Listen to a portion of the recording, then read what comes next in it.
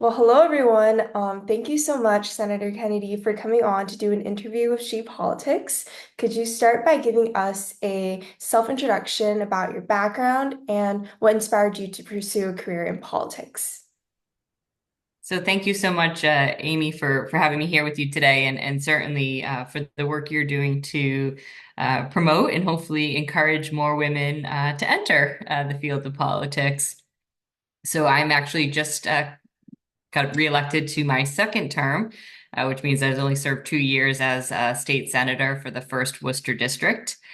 Prior to this, I spent 5 years as the chief operating officer at the YWCA in Central Mass, which has a mission of eliminating racism, empowering women, and is a multi-service organization that includes transitional housing, domestic violence services, early education and care, amongst other programs. And prior to that, I spent about 11 years of my career working in government, both for Lieutenant Governor Tim Murray as his policy advisor and deputy chief of staff, and before that, as a legislative aide for Senator Ed Augustus.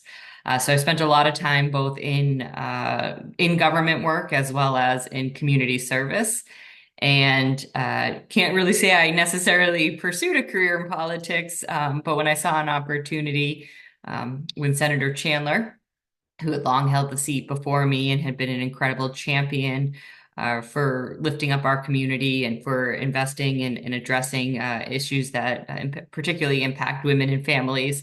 When she decided to retire, I decided to throw my hat in the race and ran for the seat, and here we are.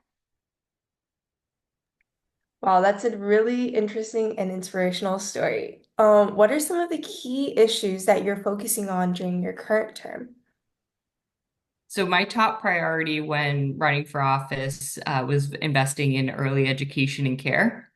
I believe that every child should have equal access to quality early education, so that every child has that same equal footing as they begin their academic career in kindergarten.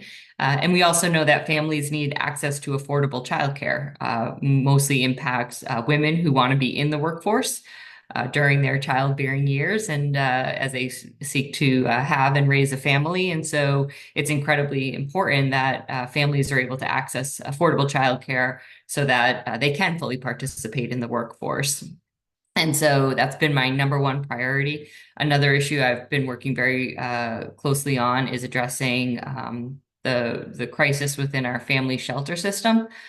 Long throughout my career, I've worked in and around the shelter system, particularly from a policy level. And in the last couple of years, we've seen a significant influx in need for the system, which has long been deeply broken and has lacked attention from the highest levels of government. And so I've been working very closely with my colleagues to be able to help address and repair that system. So that both of those issues, the work continues into next session, as well as addressing whatever challenges we face based on promises made by the next president. And how do you feel your experience as a woman yourself has shaped your approach to these issues? So I've always been a big believer that by our nature, certainly women tend to lead with a sense of compassion and empathy, and a sense of community. And so I think as we look at addressing and really addressing longstanding issues and looking at them in new ways, we know the status quo has never worked for everyone, so therefore it's never really worked. And so, as we look as leaders to be able to find new solutions and new ways to tackle the challenges we face, I think for me, it's always been about leading with a sense of community and leading with a sense of wanting to uplift the solutions that our community members are often finding despite government. And also really leading with a human first perspective. I often talk about, that not only for, any issue, and we could dive into any issue, any policy area, not only is the most compassionate response, tend to be the best for families and individuals in our community, but it also tends to be the most cost effective. You know, we look at prevention strategies that help homelessness, just as a quick example. If we help families stay housed, which is better for the family, more compassionate, but it also saves money for the Commonwealth in the long run. So I think really having that lens of compassion and empathy is really important and something we bring to the table. What steps do you believe need to be taken to achieve greater gender equality, in our upcoming sessions? You know, it's a tough question to answer in this moment in time. I think, you know, for me, it's we need more women to enter the arena. And I know it can be daunting, and I know that there's other systemic barriers that particularly uh, hold women of color back in particular.